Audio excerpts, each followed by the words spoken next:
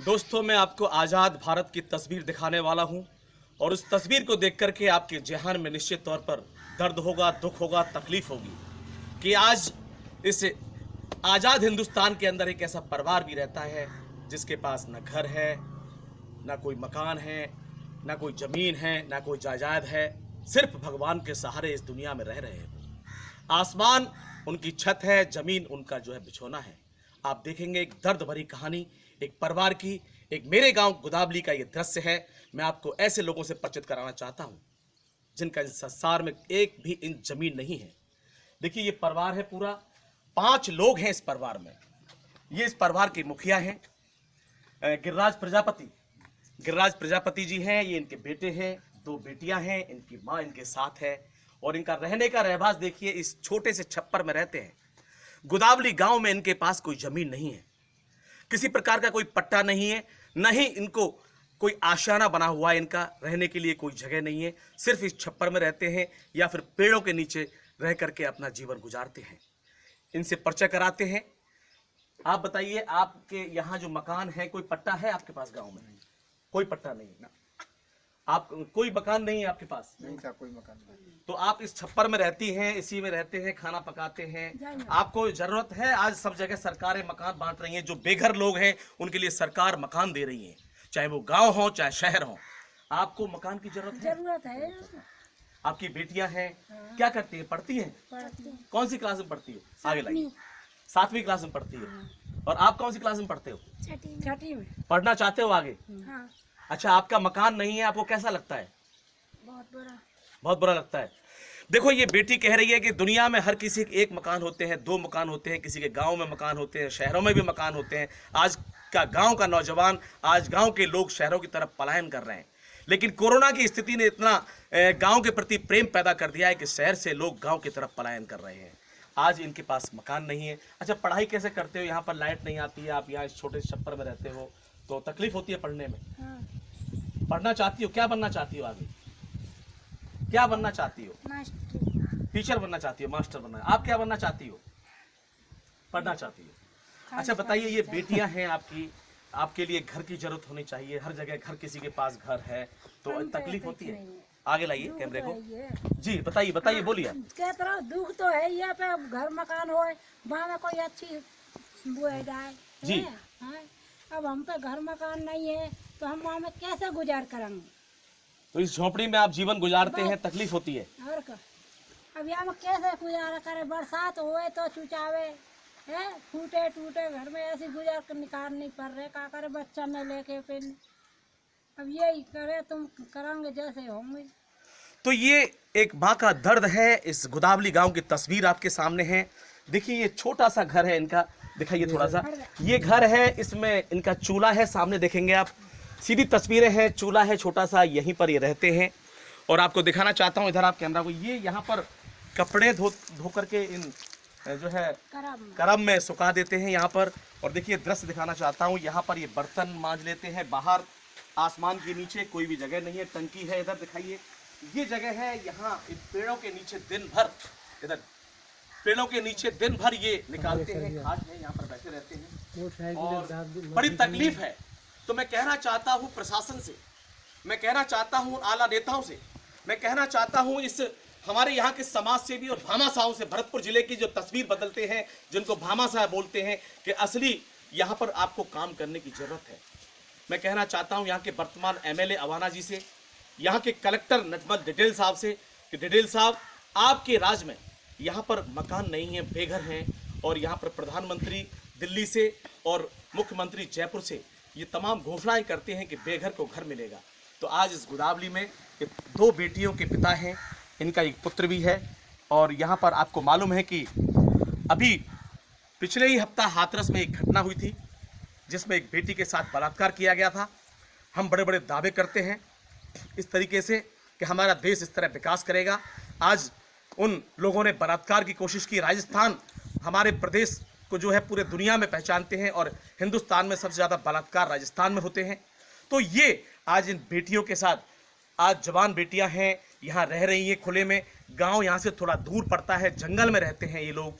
और ये लोग किस तरह अपनी सुरक्षा और यहाँ किस तरह अपने लिए आशाएं खोजे, बताइए आप।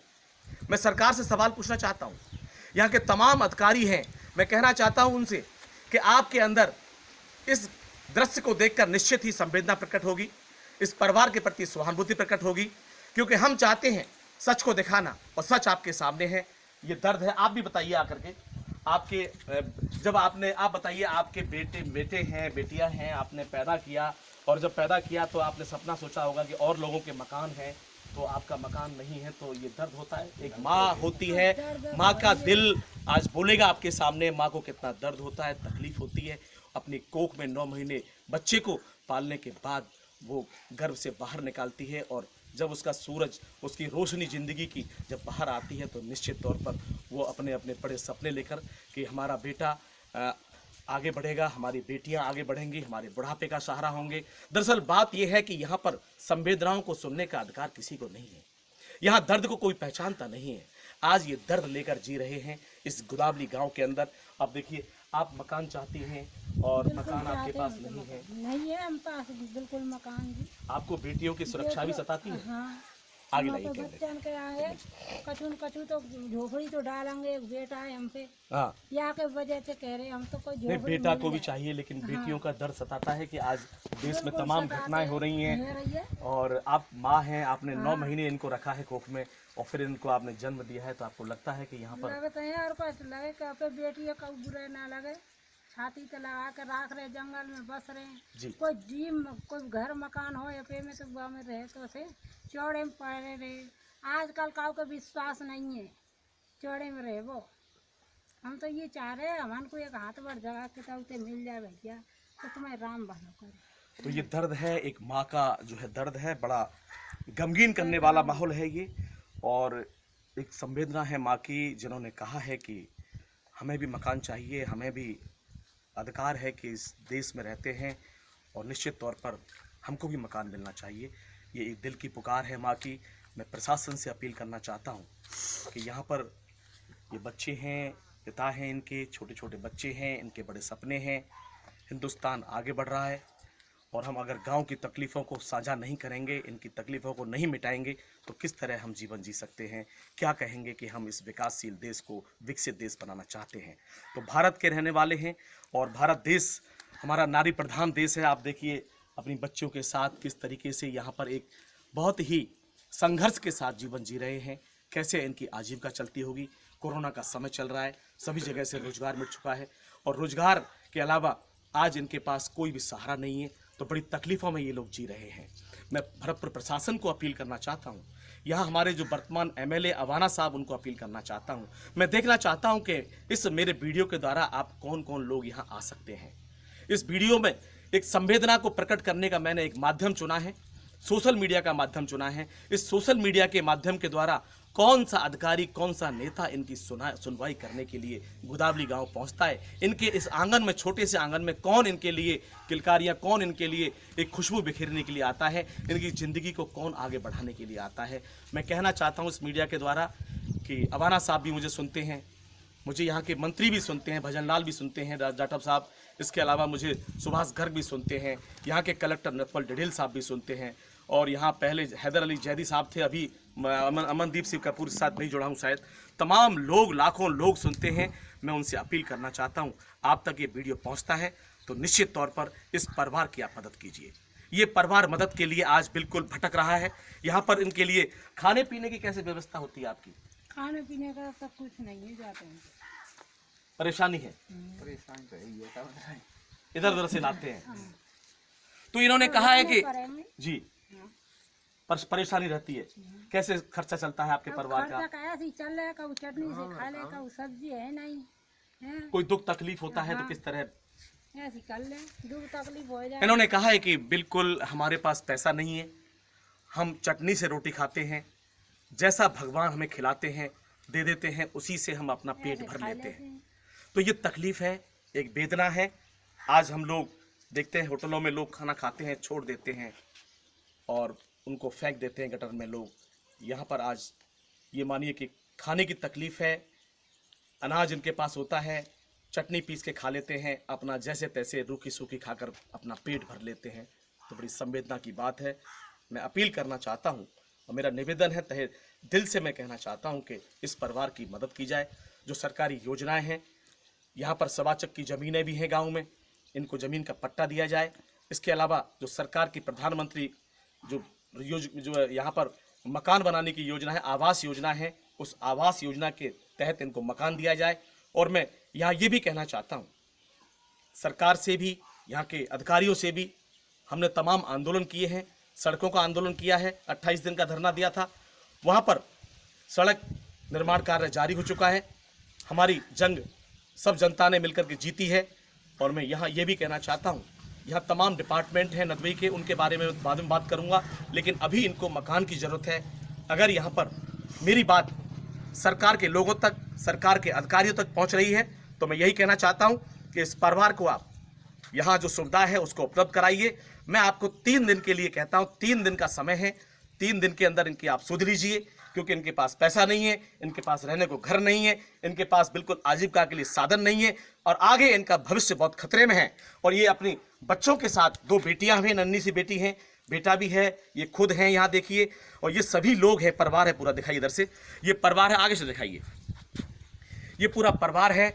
मैं सबसे यही अपील करना चाहता हूँ, 3 दिन का समय है आपके पास, 3 दिन में आप इनकी सुध लीजिए, नहीं तो मैं यहाँ पर इनके साथ खुद यहाँ इनके साथ अनशन करूँगा, इनके यहाँ पर ही मैं रहूँगा। मैं 24 घंटे इस परिवार के लिए समर्पित रहूँगा। और यहाँ पर प्रशासन 3 दिन में पहुँचता है तो ठीक है, वरना मुकेश फौजदार राजघराना का यहाँ 3 दिन बाद अनशन आंदोलन शुरू होगा। जब तक इनका मकान निर्माण का कार्य शुरू नहीं होगा, हम इसी जगह पर, इसी झोपड़ी में इन लोगों के साथ हम रहेंगे। इनके दुख दर्द में हम अपना हाथ बटाएंगे, जो भी सेवा होगी इनकी करेंगे। लेकिन 3 दिन तक हम आपको समय देते हैं, उसके बाद हम खुद इस झोपड़ी में रहने को मजबूर होंगे। इन पेड़ों के नीचे हम सोएंगे और यहीं पर हम अपना आशियाना बनाएंगे। आज मैं सभी से निवेदन करता हूं कि मेरी बात पर अमल किया जाए। और मैं मेरे सोशल मीडिया के जो लाखों फ्रेंड हैं, उनसे मैं एक ही चीज़ मांगता हूं, पहली बार कि अभी आपने देखा होगा दिल्ली में एक बाबा ढाबा था जो यहाँ पर लोगों के लिए भोजन बनाता था, लेकिन कोरोना काल में उनकी बिक्री नहीं होती थी, उन्हें घाटा जा रहा था लगातार, और वहाँ पर 400-500 रुपये रोजाना घाटा जाता था, खाने को मजबूर थे, और बेचारे रोते हुए उन्होंने जो है बड़ी परेशानी दिखाते थे लोगों को, लेकिन लोग नहीं सुनते थे। लेकिन हमारे जैसा कोई इस तरह का सरफरा सोशल मीडिया वाला पहुंचा और उसने उनका वीडियो बना करके दिया, तो वो सोशल मीडिया आज ट्रोल पूरी दुनिया में कर रहा है। लोग उनकी मदद के लिए पहुंच रहे हैं, कोई 5,000 रुपये दे रहा है, कोई 10,000 दे रहा है, कोई 2,000 दे रहा है, 3,000 दे रहा है। मैं यहाँ भी भामा साहब से कहना चाहता हूँ, जो ईंट के भट्टे हैं या सीमेंट की दुकानें हैं या जो भी कुछ करने वाले हैं, लकड़ी वाले हैं, अभी जब कोई यहाँ पर इनके लिए मदद के लिए आएगा तो निश्चित तौर पर ये हमारे साथ उस जीवन लाइन में खड़ा हो जाएंगे जिस तरह हम लोग जीते हैं। हम लोग गांव में रहते हैं, मकान हमारे पास है, गाड़ी हमारे पास है, सब शौहरत हमारे पास है। इसी तरीके से ये भी हमारी आम लाइन में जुड़ जाएंगे। मानव की सेवा करना परम धर्म है। तो मैं सभी भामा साहब से कहना चाहता हूं, और यही मेरा निवेदन है सोशल मीडिया के मेरे फ्रेंडों से, कि आप जितने भी मुझसे लाख जुड़े हैं या 200 जुड़े हैं या 500 लोग जुड़े हैं, जो भी लोग मुझे देखते हैं, आपको मालूम है कि हजारों लाखों लोग जुड़े हुए हैं, आप इस खबर को जरूर शेयर करना। अगर आपके दिल में इनके लिए जगह है, इनके लिए सम्मान है, तो मेरी इस खबर को, इस न्यूज़ को आप शेयर करना, सिर्फ इनकी खातिर। इसमें मेरा कोई निजी स्वार्थ नहीं है, मैं सिर्फ इनके लिए यहाँ पर आया हूँ। मेरे दिल में दर्द था कई दिनों से। मैंने नदबई में जो तहसीलदार हैं, अभी वर्तमान तहसीलदार हैं, उनको मैंने 15 दिन पहले फ़ोन किया था। मैं तहसीलदार साहब, हमारे गांव में एक परिवार है जिसके पास ज़मीन नहीं है, रहने को घर नहीं है, कोई पट्टा नहीं है, आसमान की सिर्फ छत है, ज़मीन उनके लिए सोने की है, भगवान की जगह है ये। लेकिन आप उनके लिए घर उपलब्ध कराइए सरकारी योजनाओं के द्वारा। लेकिन शायद उनको मैंने बात पहुँचाई, लेकिन उन्होंने अमल नहीं किया, क्योंकि तहसीलदार है वो। तहसीलदार एक बड़ा पद होता है, ओहदे का पद होता है, उनके पास बहुत सारी काम हैं, बहुत सारी फाइलों को निपटा रहे हैं। जिले में ज़बरदस्त हमारी तहसील नदबई में काम चल रहा है, तमाम रजिस्ट्रियाँ हो रही हैं, तो रजिस्ट्रियों को वो सही तरीके से जांच रहे हैं। मैं उनके बारे में बताना चाहता हूँ, तहसीलदार नए हैं, वो हमारे भरतपुर के रूपबास के विधायक निर्भय लाल जाटव के दामाद हैं। निर्भय लाल जी से भी मेरी मुलाकात हुई थी अभी, तो मैं निर्भय लाल जाटव जी से अपील करना चाहता हूं कि आपके दामाद तहसीलदार हैं, हमने उन्हें एक बार कहा है, आप भी एक बार उन्हें कह दीजिए। हमने यहाँ के सेक्रेटरी लगे हुए हैं हमारी पंचायत के, उनको भी बोला था, लेकिन कई बार इन अधिकारियों से और इन छोटे बड़े पद के लोगों से कहते हैं, लेकिन ये बात नहीं सुनते हैं। तो कलेक्टर साहब, डिडेल साहब और अवाना जी, मैं खास तौर पर आप दोनों नेताओं से कहना चाहता हूं, एक अधिकारी हैं, एक नेता हैं, कि आप इस दर्द पर, एक कराहट है इनके पास, जिंदगी जीने की आशा है इनके पास, ये कुछ करना चाहते हैं, इनके भी सपने हैं। हर व्यक्ति सपने लेकर पैदा होता है। इनकी मदद कीजिए।